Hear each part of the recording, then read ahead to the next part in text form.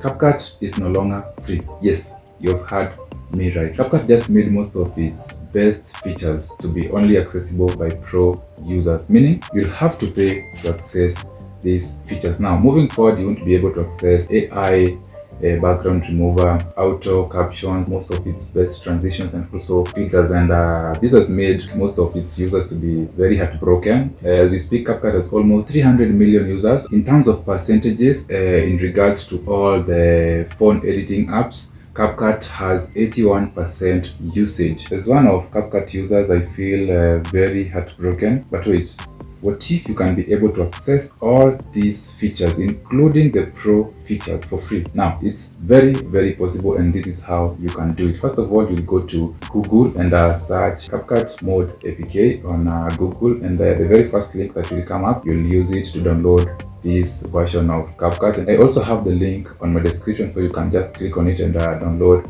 this version. I just tested it out and I've just found out that yes, it's true. And as you can see, I have imported a video here, and I'll just add a pro feature onto it. And as you can see, I'm able to access the exporting part without me being told to purchase this app. But sadly, this cannot be accessible by iPhone users. It can only be accessible by those who use Android phones. And also for those who are using iPhone and they want to use these pro features for free, I also have a free hack for you, but it will tamper with your content a little bit, but you can still go ahead and use it. Go ahead and edit your video and use a pro feature that you want to use, and just screen record that video with that particular pro feature that you've just added onto your video. So rather than exporting the video, you screen record it, and then you import it back and just crop out those edges from the video, and then export your video, and voila, you're ready